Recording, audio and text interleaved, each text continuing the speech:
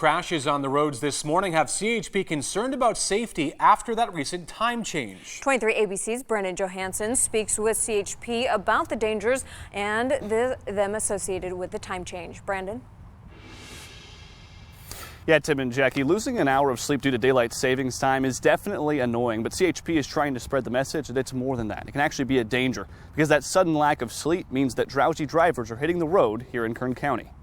PD is en route for a 4-vehicle traffic collision, nothing further. Kern County roads were dangerous this morning. Vehicle rollover. The effects of daylight savings time rolling over into the week. Well, we did have we had a significant amount of crashes this morning. Most injuries were minor, but the uptick highlights an issue: drowsy drivers as a result of the time change. There is a possibility, because a lot of people do lose that hour of sleep, that drowsiness can kind of kick in, especially when a person hasn't had a full night's sleep. And just losing that 1 hour of sleep has the potential to send drivers for a loop. Last year in California, 33 people were killed and more than 3,800 were hurt in accidents involving fatigued or tired drivers.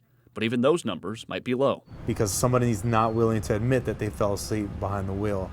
And so that kind of throws our statistics off. Even so, CHP data showing that tired drivers were responsible for more than 6,700 collisions in California just last year. But drowsy drivers, not the only danger that comes with the time change. The level of the sun oftentimes will be right in your eyes when it wasn't, say, last week.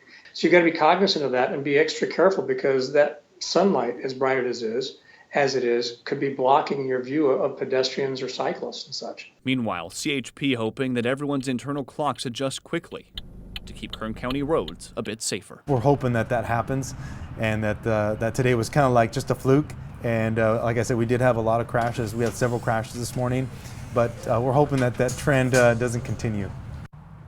Now, in addition to that data, CHP also provided us with tips on how to prevent drowsy driving. If you're interested in that, it's up now on our website, turn to 23.com. For now, in South Bakersfield, Brendan Johansson, 23 ABC News.